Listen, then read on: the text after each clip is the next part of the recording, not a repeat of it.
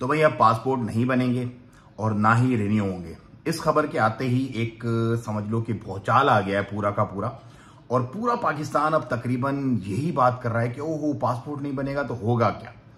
Basically ये खबर उन लोगों पर बिजली की तरह गिरी है जिन्होंने असाइलम डाला हुआ है और पाकिस्तान से ट्रैवल करके वो किसी यूरोपियन कंट्री या अमेरिका या कनाडा जाके बसे हैं और वहां पे उन्होंने किया है असाइलम क्लेम। अब असाइलम क्या होता है पहले तो आप इसको जानें। असाइलम के जो लुग़वी मायने हैं वो है पनाह के, कि आप किसी भी मुल्क में जाकर पनाह की दरख्वास्त देते हैं कि मुझे मेरे अपने मुल्क में खतरा है क्योंकि मैं अपने मुल्क में वापस नहीं जा सकता जहां मैं पैदा हुआ, जिस पासपोर्ट पे मैं ट्रैवल कर करके मैं दाखिल हुआ इस मुल्क में, या फिर मैं डंकी वगैरह लगा के दाखिल हुआ, लेकिन अब मैं उस मुल्क में नहीं जा सकता जिस मुल्क का मैं बाशिंदा हूं, तो लिहाजा मुझे पनाह दी जाए। अब जो स्टेट है पाकिस्तान की, उसने एक बिल पास किया रिसेंटली और उसमें ये कहा है, उसमें ये मतलब अप्रूव कर दिया है कि जितने भी लोग जिन्होंने असाइलम डाला है, असाइलम की रिक्वेस्ट दी है, चाहे वो कनाडा में दी हो, इटली में दी हो, अमेरिका में दी हो, यूके में दी हो, पूरी दुनिया के किसी भी मुल्क में उन्होंने असाइलम की रिक्वेस्ट दी हो और ये कहा हो कि हमें अपने स्टेट से खतरा है, हमें अपने जो मुल्क जहां हम पैदा हुए वहां खतरा है, हमारा जो है हमें इसी मुल्क में पनाह दे दी जाए और इसी मुल्क में जो यूरोपियन यूनियन का हमारा एक स्टेटस होता है वो बहाल कर दिया जाए। तो भाई ये बात को लेकर के अब दो तरह की राय आ रही है, दो तरह की राय आ रही है। एक तो कह रहे हैं यार बहुत अच्छा हो गया, अब उनको वापस डिपोर्ट नहीं किया जा सकेगा क्योंकि वो स्टेटलेस सिटीजन होंगे। दूसरे कह रहे हैं नहीं नहीं नहीं, अब प्रोग्राम तो बढ़ गया भाई, अब तो ये होगा कि वो जो रिजेक्ट होगा उनका क्या होगा। तो पहले तो मैं आपको बता दूं कि कितने लोगों ने असाइलम क्रिएट की रिक्वेस्ट दी है 2022 में, और UNHCR की जो रिपोर्ट है वो क्या कहती है। अच्छा जी, उस रिपोर्ट के मुताबिक 40,618 लोगों ने पाकिस्तान से ट्रैवल किया है और उन्होंने असाइलम की अपील डाली है कंट्रीज को। डिफरेंट कंट्रीज हैं, उसके अंदर इटली है, उसके अंदर ऑस्ट्रेलिया है, उसके अंदर कनाडा है, उसके अंदर जो है वो अमेरिका है।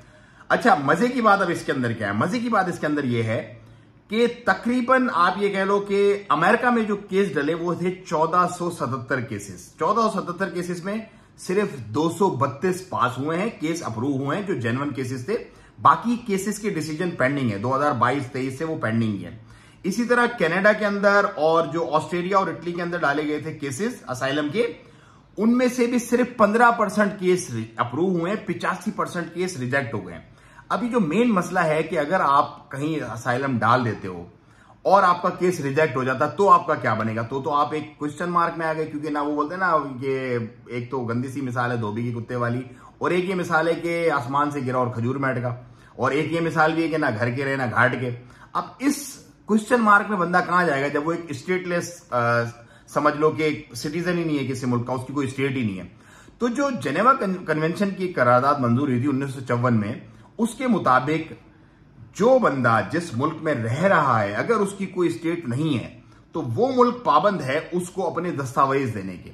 अब डिफरेंट तरीके के दस्तावेज होते हैं, जैसे कि अफगान वार हुई थी तो 50 लाख के करीब पाकिस्तान में अफगान मुहाजिरीन आए थे जिनको पाकिस्तान ने होस्ट किया था, और अब उनको वापस फाइनली उनकी नस्ल दर नस्ल के बाद उनको वापस कर दिया गया। तो आप रहते तो हो उस मुल्क में लेकिन आपकी कोई वैल्यू नहीं होती, आप एक वैल्यू लेस एक सिटीजन होते हो। जितने भी लोग असाइलम, जैसे मैं ट्रैवल कर रहा था वीनिस से बेल्जियम के लिए, यस मैं ट्रैवल कर रहा था, तो वहां पे मुझे मेरे अपने कुछ दोस्त पाकिस्तानी मिले, दोस्त बन गए मतलब फ्लाइट के दौरान। तो उन्होंने कहा यार हम बेल्जियम में पिछले 6 साल से ख्वार हो रहे हैं, हमारे पेपर नहीं मिला। अब हम इटली आए, इटली से हमको पेपर मिल गया और वेनिस से हम जा रहे हैं अब दोबारा बेल्जियम, क्योंकि काम हमारा बेल्जियम में। तो कुछ कंट्रीज होते हैं जो इजी होते हैं, जो सॉफ्ट हार्ट, जैसे आजकल पुर्तगाल बड़ी इजीली पेपर दे रहा है, उसमें आपने वो अपना स्टेटस वगैरह देना होता है इस तरह से। तो अब उन स्टेटलेस सिटीजन्स के लिए क्या होगा, ये बहुत बड़ा एक क्वेश्चन मार्क है, और इसी को लेकर के सब परेशान है। कि पहले तो ये होता था कि चलो वहां नहीं हुआ तो वापस पासपोर्ट पे ट्रैवल करके आ जाएंगे, पासपोर्ट तो मिलेगा नहीं। अब एक और क्वेश्चन मार्क है इसके अंदर। क्वेश्चन मार्क ये है कि एक बंदा जैसे लेट से एक कोई भी XYZ, मिस्टर XYZ, इस वक्त वो इटली में है, उसने केस डाला असाइलम का। अब जो असाइलम का केस होता है उसकी कोई भी खबर पाकिस्तान की एम्बेसी या पाकिस्तान की कमीशन या पाकिस्तानी इदारों को नहीं जाती कि भाई इस बंदे ने असाइलम डाला, अनटिल अनलेस कि वो उनकी जो डिमांड हो लॉयर्स की या उस स्टेट की जिसमें उसने असाइलम डाला, वो कहे कि अपने हाई कमीशन से या अपनी एम्बेसी या अपनी कॉन्सुलेट से कुछ पेपर लेके आओ। जब वो पेपर लेने जाएंगे तो ही उनको वो रिक्वेस्ट शो करनी पड़ेगी भाई मैंने ये क्योंकि असाइलम किया है, तो इसके लिए मुझे ये पेपर चाहिए, या फिर जो यूनाइटेड नेशन का कार्ड या यूनाइटेड नेशन की जो पेपर मिलते हैं वो पेपर लेकर के लोग नॉर्मली जाते थे, भाई ये पेपर तो हमें मिल गए, अब हमें हमारे कंट्री का पासपोर्ट भी दे दो ताकि हम ट्रैवल कर सकें। तो बहुत सारे सवालिया निशान है, बहुत सारी चहमगोइयां हैं जिसपे अभी काम होना बाकी है। एक खबर तो आ गई है, पैनिक तो हो गए लोग, कुछ लोग खुश हैं, कुछ लोग उदास हैं। इसका अमली जामा क्या होगा और फाइनल रिजल्ट इसका क्या आएगा, इसका फैसला तो वक्त ही करेगा। लेकिन जो मेरे पास इंफॉर्मेशन थी वो मैंने आप लोगों से शेयर की है। आप इसको आगे लोगों में शेयर करें ताकि लोगों को अवेयरनेस आए, और हो सकता है कुछ कैची पॉइंट्स मेरी इन बातों से लोगों को मिल जाए और वो इसको फ्यूचर में इस्तेमाल कर लें अपने किसी भी मामले में। लेकिन बहरहाल जो होता है अच्छा होता है, और इसमें से भी अच्छाई होगी इंशाल्लाह। अच्छाई अल्लाह ताला कोई निकालेंगे लोगों के लिए। मुझे तो इजाजत, दुआओं की दरखास्त, अपना का बहुत ख्याल रखिएगा। अपनी राय कमेंट में जरूर दीजिएगा कि आप इस डिसीजन को कैसा देखते हैं, और अगर कोई अल्टरनेट सोल्यूशन आपके पास भी है तो जरूर बताइएगा कमेंट में। मिलते हैं अगली वीडियो में किसी नए टॉपिक के साथ। दुआओं की दरखास्त। अस्सलाम वालेकुम रहमतुल्लाहि व तआला व बरकातुहू।